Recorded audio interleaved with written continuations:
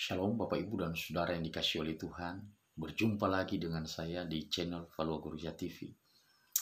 Saya berharap saudara dalam kondisi yang terbaik dan terus menikmati pemeliharaan dan berkat-berkat dari Tuhan. Dan kita terus berharap bahwa kasih setia Tuhan terus menyertai kita. Kita akan membahas Rut pasal 1 ayat 7-17. Namun sebelumnya saya mengajak kita untuk berdoa. Allah Tritunggal yang mulia dan kudus, kami mau belajar kebenaran firman-Mu. Tuhan, singkapkan kebenaran ini bagi kami, dan biarlah hati dan pikiran kami boleh takluk di bawah kebenaran firman-Mu ini. Di dalam nama Tuhan Yesus Kristus kami berdoa. Amin. Saya bacakan Rut pasal 1 ayat 7-17. Maka berangkatlah ia dari tempat tinggalnya itu bersama-sama dengan kedua menantunya. Ketika mereka sedang di jalan untuk pulang ke tanah Yehuda, berkatalah Naomi kepada kedua menantunya itu, "Pergilah, pulanglah masing-masing ke rumah ibunya. Tuhan kiranya menunjukkan kasih-Nya kepadamu seperti yang kamu tunjukkan kepada orang-orang yang telah mati itu dan kepadaku. Kiranya atas karunia Tuhan kamu mendapat tempat perlindungan masing-masing di rumah suaminya." Lalu diciumnyalah mereka, tetapi mereka menangis dengan suara keras dan berkata kepadanya, "Tidak, kami ikut dengan engkau pulang kepada bangsamu." Tetapi Naomi berkata, "Pulanglah, anak-anakku. Mengapakah kamu turut dengan aku? Bukankah tidak akan ada lagi anak laki-laki yang kulahirkan untuk dijadikan suamimu nanti? Pulanglah, anak-anakku. Pergilah, sebab sudah terlalu tua aku untuk bersuami. Seandainya pikirku, ada harapan bagiku, dan sekalipun malam ini aku bersuami, bahkan sekalipun aku masih melahirkan anak laki-laki, masakan kamu menanti sampai mereka dewasa? Masakan karena itu kamu harus menahan diri dan tidak bersuami? Janganlah kiranya demikian, anak-anakku. Bukankah jauh lebih pahit yang aku alami daripada kamu, sebab tangan Tuhan teracung terhadap aku?" Menangis pula mereka dengan suara keras. Lalu Orpa mencium mertuanya itu minta diri, tetapi Rut tetap berpaut padanya. Berkatalah Naomi, "Telah pulang iparmu kepada bangsanya dan kepada para allahnya. Pulanglah mengikuti iparmu itu." Tetapi kata Rut, "Janganlah desak aku meninggalkan engkau dan pulang dengan tidak mengikuti engkau. Sebab kemana engkau pergi, ke situ jugalah aku pergi. Dan di mana engkau bermalam, di situ jugalah aku bermalam. Bangsamu lah bangsaku, dan Allahmu lah Allahku. Di mana engkau mati, aku pun mati di sana, dan di sanalah aku dikuburkan. Beginilah kiranya Tuhan menghukum aku, bahkan lebih lagi daripada itu, jikalau sesuatu apapun memisahkan aku dari engkau, selain daripada maut." Nah, saudara, tentunya kita tahu ya bahwa kitab Rut ini berada persis setelah kitab Hakim-Hakim dan juga sebelum 1 Samuel. Jadi sepertinya kuat sekali bahwa memang konteks daripada kitab Rut ini yaitu seperti yang dituliskan di akhir daripada kitab Hakim-Hakim, bahwa semua orang pada waktu itu berbuat seperti apa yang dipandangnya baik. Ya. Ayat Hakim-Hakim pasal 21 ayat 25 itu ya. Pada zaman itu tidak ada raja di antara orang Israel. Setiap orang berbuat apa yang benar menurut pandangannya sendiri. Jadi kisah ini bermula dari Bethlehem ya. Ketika terjadi suatu masa kelaparan dan di situ ada satu keluarga yang bernama Elimelech dan Naomi serta kedua putra mereka Mahlon dan Kilion. Dan karena situasi kelaparan di Bethlehem, pindah ke Moab. Jadi sebenarnya ini ironi ya. Kenapa Bethlehem itu artinya rumah roti. Tapi sekarang di tempat di mana dikatakan sebagai rumah roti, tempat perbendaharaan makanan, ternyata tidak ada makanan. Dan mereka memilih untuk pindah ke tanah Moab. Jadi ditengarai saudara, sekarang itu tanah Moab itu ada di sekitar negara Yordania ya, kalau melihat peta yang sekarang. Nah saudara yang dikasih oleh Tuhan, ternyata dalam perpindahan itu rupanya anak-anak daripada Elimelech ini dan Naomi ini, yaitu Mahlon dan Kilion, menikah.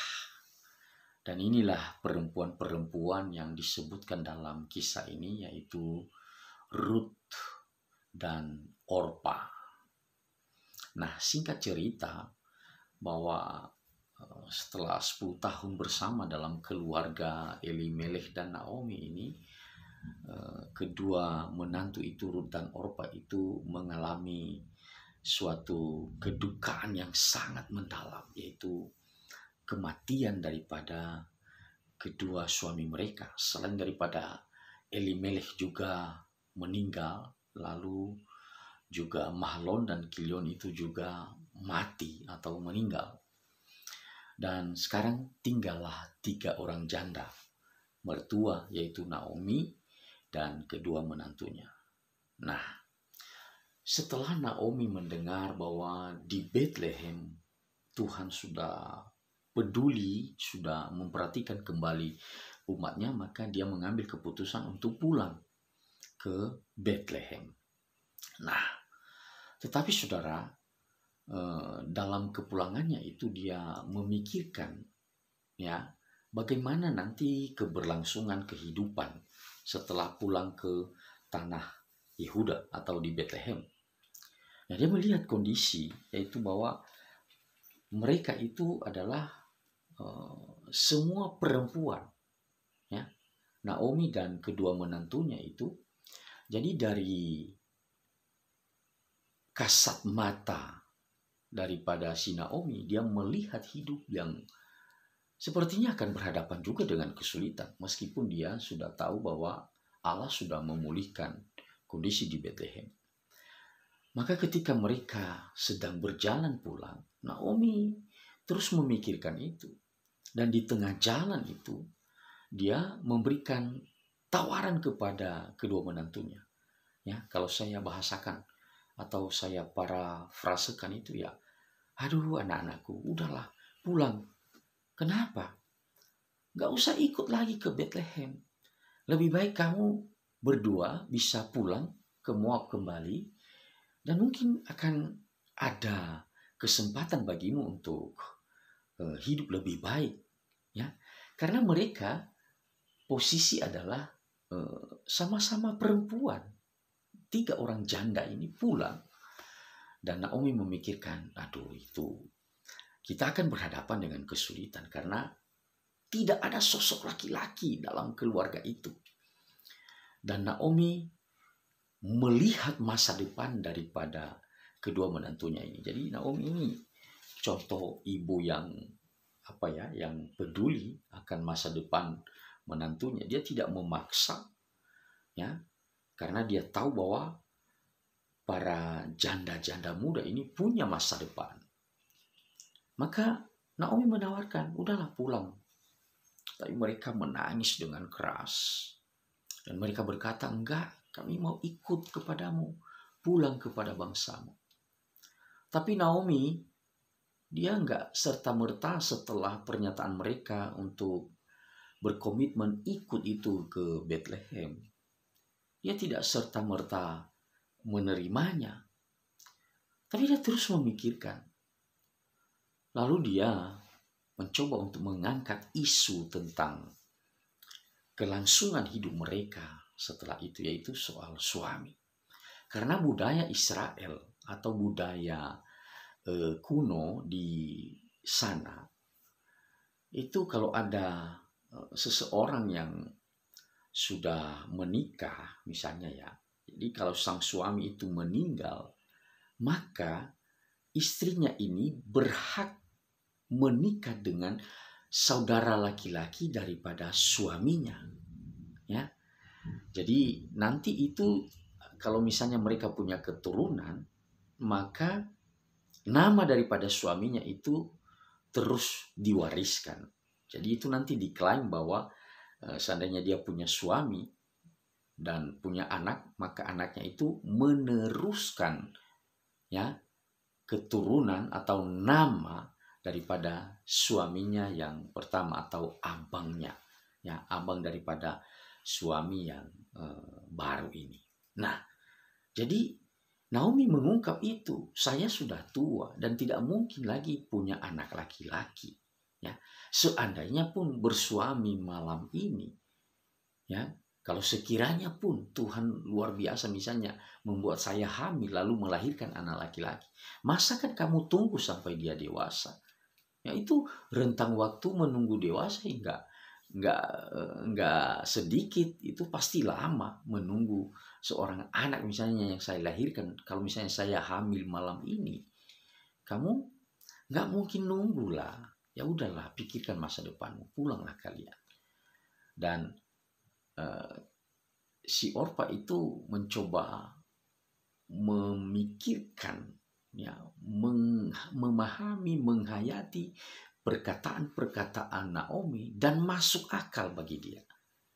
Maka Orpa ya memang dikatakan di situ bersama Rut mereka menangis mendengar perkataan atau kalimat-kalimat Naomi itu. Mereka menangis.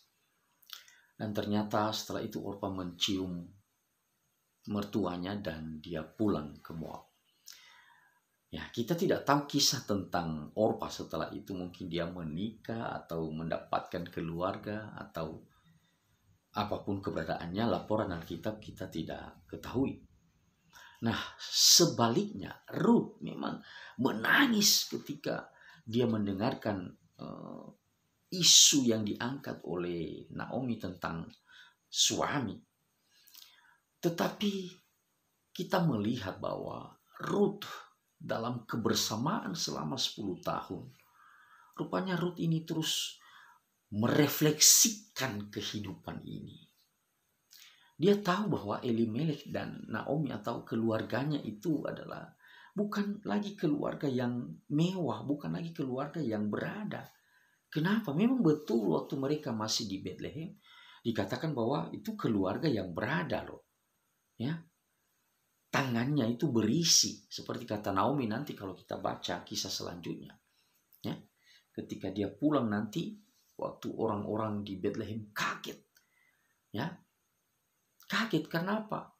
Mereka nggak sampai percaya kenapa Naomi seperti ini. Kok pulang? Ya. Sampai mereka berkata di situ, Naomi kah itu? Nah itulah ceritanya nanti ya. Jadi dari satu sisi sebenarnya melihat keberadaan keluarga ini, bukan keluarga yang mapan lagi seperti sedia kala. Tapi Ruth dalam kebersamaan selama 10 tahun itu terus mencermati dan merefleksikan kehidupan keluarga ini. Dan saudara tahu, rupanya dia belajar tentang Tuhan. Ya, dia belajar tentang Tuhan dari kehidupan keluarga ini. Maka lihatlah apa yang dikatakan oleh Rut ketika Orpa sudah pulang, lalu Naomi sekali lagi menawarkan kepadanya, itu iparmu itu udah pulang, apa kamu juga nggak pulang? Tapi Rut menjawab, enggak, saya tidak akan pulang. Lalu dia berucap ya, misalnya di dalam ayat-ayat tadi ya, misalnya ayatnya yang ke-16, janganlah desak aku meninggalkan engkau dan pulang dengan tidak mengikuti engkau. Sebab kemana engkau pergi, kesitulah juga aku pergi. Dan di mana engkau bermalam, di situ jugalah aku bermalam. Bangsamu lah bangsaku, dan Allahmu lah Allahku. Jadi saudara, ada perubahan yang luar biasa ya dalam diri Ruth ini. Ya. Karena memang Naomi itu sudah menyinggung tentang kepulangan iparnya itu. Misalnya ayat 15. Berkatalah Naomi, telah pulang iparmu kepada bangsanya dan kepada para allahnya. Ya. Jadi telah pulang iparmu, maksudnya Orpa sudah pulang kepada bangsanya dan allahnya. Jadi Naomi mengungkap bukan hanya soal sekedar identitas Orpa yang adalah bangsa Moab, tapi dia juga mengaitkan tentang Allah orang Moab di situ. Tapi apa yang kita lihat dari diri Naomi, sepertinya sudah terpatri dalam hidupnya bahwa dia berpaut kepada Allahnya Elimelech dan Naomi, yaitu Allah Israel, Allah yang benar. Dan dia berkata di situ, bangsamu lah bangsaku, Allahmu lah Allahku. Itu bukan sekedar pernyataan biasa Bapak Ibu. Karena apa? Kalau kita melihat antara bangsa Israel dengan Tuhan Allah, ada satu relasi, ada satu hubungan, yaitu antara Tuhan dan umatnya, yang dimana Tuhan telah mengikat perjanjian dengan umat Allah ini, yaitu orang-orang Israel ini. Dan Ruth itu melihat di dalam relasi antara Tuhan dan umatnya ini ada sesuatu kebenaran yang sejati. Maka Ruth memilih untuk setia kepada Naomi, pulang ke Bethlehem. Meskipun nanti ya di Bethlehem mereka harus berhadapan dengan kesulitan, ya.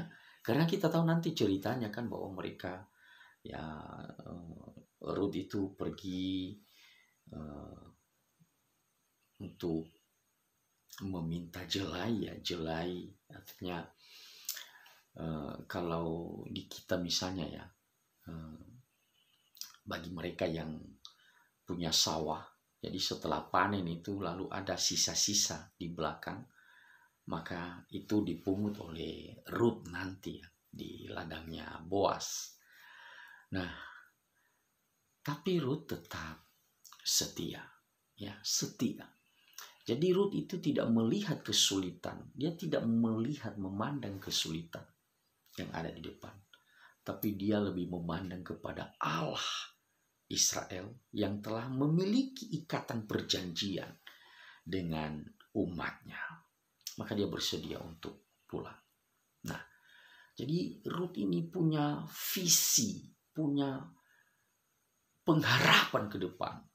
Ya, dia punya harapan ke depan secara secara natural, secara sadar. Dia memang melihat ada kesulitan, tapi dia juga melihat kebesaran Tuhan Allah yang perkasa itu, yang tidak hanya menyediakan suami bagi dia nanti, tapi lebih daripada itu, bahwa Ruth terlibat, ya, ada di dalam proses penebusan Allah, di dalam satu bingkai yang sangat besar, redemptif historis. Artinya dalam kesejarahan untuk penebusan yang dikerjakan oleh Allah di tengah-tengah dunia ini, Ruth itu ada disebutkan namanya. Jadi saudara nanti ya tahu ceritanya bahwa Boas nanti menjadi penebus daripada Ruth ini dan menjadi suaminya. Dan akhirnya dari pernikahan mereka lahirlah keturunan, dan itulah nenek moyang daripada Daud. Dan kita tahu bahwa Kristus nanti, ya, dia punya nenek moyang adalah Daud dan termasuk Boas ini. Jadi saudara, kita melihat di sini kesetiaan daripada Rut ini kepada Naomi adalah sebuah kesetiaan, bukan soal relasi kebangsaan, bukan soal identitas diri, tapi lebih ke arah bagaimana dia punya relasi dengan Allah, Tuhan Allah yang benar, Tuhan Allah Israel, Allah Tritunggal, yang telah menyatakan kasih setianya kepada umatnya. Jadi memang istilahnya evaluasi terhadap imannya Rut ini luar biasa, ya, yang dihadirkan oleh Naomi. Ya, terbukti misalnya ketika Naomi berkata bahwa tangan Tuhan itu teracung terhadap aku loh. Ya. Jadi maunya jangan ikut aku. Saya ini sekarang sedang dihajar oleh Tuhan. Tapi apa yang terjadi? Rut tetap setia. Sekali lagi dia tetap setia. Jadi saudara, kita merefleksikan ya bagi diri kita juga bahwa Rut ini menjadi contoh juga ya di dalam bagaimana beriman. Di segala kesulitan-kesulitan soal materi, soal keberadaan, soal harapan-harapan ke depan, itu tidak menjadi penghalang bagi dia. Meskipun dia tahu bahwa akan ada kesulitan, tapi dia tahu bahwa Allah yang benar itu pasti tidak akan pernah meninggalkan umatnya. Maka dia lakukan itu. Dan saudara, kisah tentang hidupnya itu sungguh menarik. Dan kiranya menjadi pelajaran bagi kita. Tuhan Yesus memberkati. Amin.